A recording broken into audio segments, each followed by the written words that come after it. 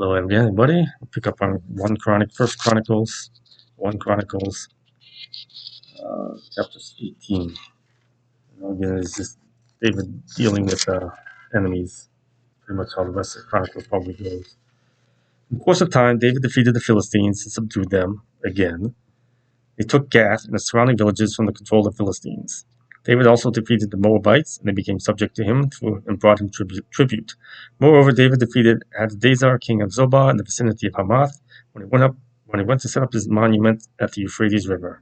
David captured 1,000 of his chariots, 7,000 charioteers, and 20,000 foot soldiers. He hamstrung all but 100 of the chariot horses. They really just punished animals. When the Arameans of Damascus came to help Hadadezer, king of Zobah, David struck down 22,000 of them. He put garrisons in the Aramean kingdom of Damascus, and the Arameans became subject to him and brought him tribute. The Lord gave David victory wherever he went. David took the gold shields carried by the officers of Hadadezer and brought them to Jerusalem. From Tebah and Kum, towns that belonged to Hadadezer, David took a great quantity of bronze, which Solomon used to make the bronze sea, the pillars, and various bronze articles. When Tou, king of Hamath, heard that David had defeated the entire army of Hadadezer, king of Zobah, he sent his son Hadoram to King David to greet him and congratulate him on his victory in battle over Hadadezer, who had been at war with Tou. Hadoram brought all kinds of articles of gold, of silver, and of bronze. King David dedicated these articles to the lords he had done with the silver and gold he had taken from all these nations, Edom and Moab, the Ammonites, and the Philistines, and Amalek. Abishai and the Philistines, of course, is what the Gaza area. Moab is kind of, I think, Samaria, West Bank, north of Jerusalem, into Syria a little bit, I believe. Edomites is kind of like going into Jordan, I believe. They all became subject to David. The Lord gave David victory wherever he went. David reigned over all Israel, doing what was just and right for all his people. Joab, son of Zeruiah, was over the army. Jehoshaphat, son of, just listing the names of people who were over different parts of his retinue, his government. In the course of time, Nahash, king of the Ammonites, died, and his son succeeded him as king. David thought, I will show kindness to Hanun, son of Nahash, because his father showed kindness to me. So David sent a delegation to express his sympathy to Hanun concerning his father. When David's envoys came to Hanun in the land of the Ammonites to express sympathy to him, the Ammonite commander said to Hanun, you think David is honoring your father by sending envoys to you to express sympathy? Haven't his envoys come to you only to explore and spy out the country and overthrow it?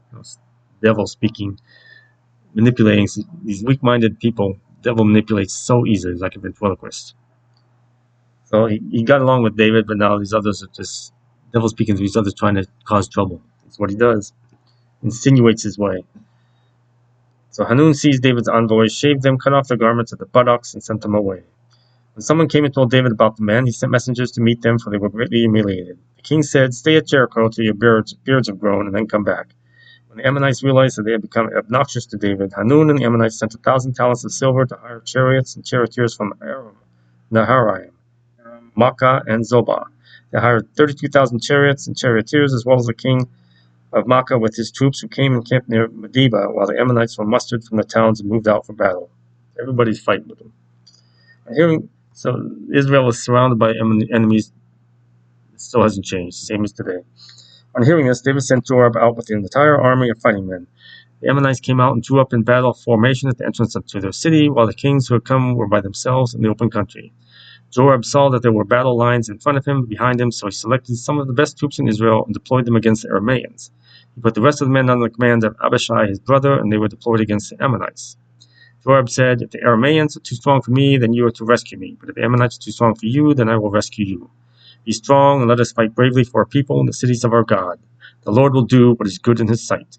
Then Joab and the troops with him advanced to fight the Arameans, and they fled before him. When the Ammonites realized that the Arameans were fleeing, they too fled before his brother Abishai and went inside the city. So Joab went back to Jerusalem.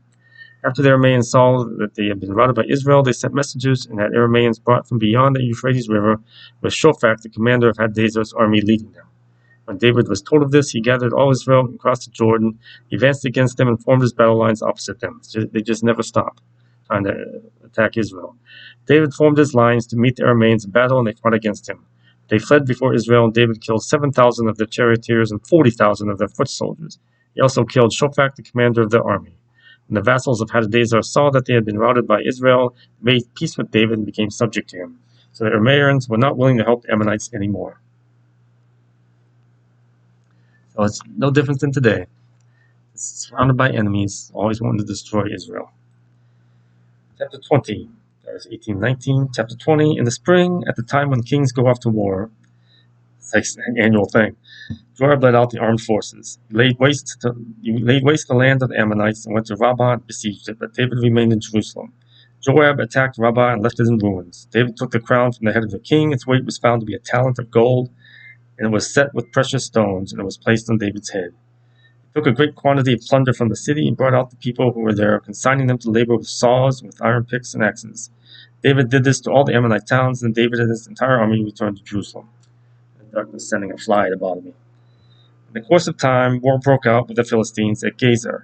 At that time, Sibbecai the Hushathite killed Sippai, one of the descendants of the Rephites, and the Philistines were subjugated.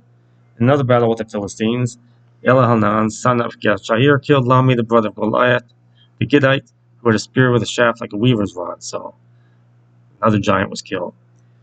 In still another battle which took place at Gath, there was a huge man with 6 fingers on each hand, 6 toes on each foot, 24 in all. He also was descended from Rapha. These were descendants of Rapha and Gath, and they fell at the hands of David and his men. Sounds like more giants. So this continuous battle, and then we'll go on chapter 21. I'll end here. Chapter 21 will pick up where Satan rose up against Israel more directly. All these enemies are being roused up by Satan. He knows David represents chosen of God, and Satan doesn't like that. So you will always be under attack. Israel is always under attack. We are like Israel. We're part of Israel. We are all individually under attack constantly, surrounded by darkness. So we have to have God's help.